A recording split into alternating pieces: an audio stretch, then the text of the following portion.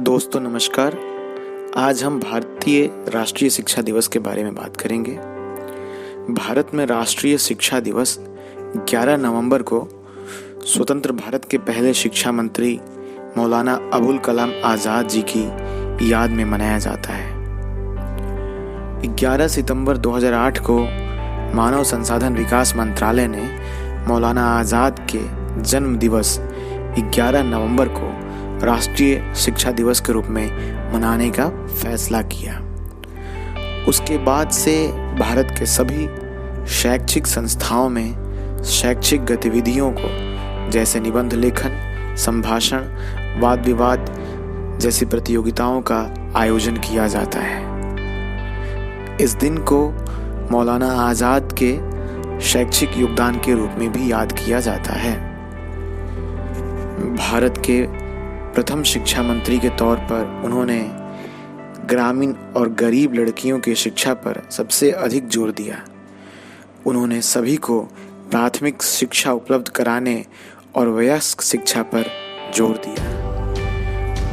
उन्हीं के नेतृत्व में भारत में पहली आईआईटी की स्थापना 1951 में हुई थी। इसके बाद यूजीसी की स्थापना हुई और इंडियन इंस्टीट्यूट ऑफ साइंस जो कि बेंगलुरु में है उसकी भी स्थापना की गई। मौलाना आज़ाद का मानना था कि भारत में तकनीकी शिक्षा भारत को आगे ले जाएगा।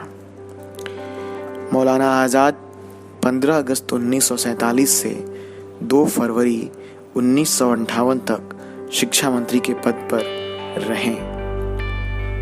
उनको 1992 में मरणोपरांत भारत रत्न की उपाधि दी गई। गांधी जी ने उनके बारे में कहा था कि वो एक ऐसे व्यक्ति हैं जिनमें प्लेटो, अरस्तु और पाइथागोरस तीनों की प्रतिभा है। मौलाना आज़ाद का जन्म 11 नवंबर 1888 को हुआ था। वो मक्का में जन्मे थे। उसके बाद उनका परिवार कलकत्ता में स्थापित हो गया था। उन्होंने अपनी प्रारंभिक शिक्षा घर पर ही पाई। आप आज़ाद की प्रतिभा का अंदाज़ा इस बात से लगा सकते हैं कि वो 12 साल की उम्र में एक डिबेटिंग सोसाइटी, एक लाइब्रेरी और एक रीडिंग रूम का सफल संचालन कर रहे थे। मौलाना आज़ाद गांधीवादी थे और उन्होंने हिंदू मुस्लिम एकता को बढ़ावा दिया। धर्मनिरपेक्षता और राष्ट्रीय एकता के पक्ष में वो शुरू से रहे थे। उनके द्वारा लिखी गई पुस्तकें हैं इंडिया विंस फ्रीडम और गुब्बारे खातिर।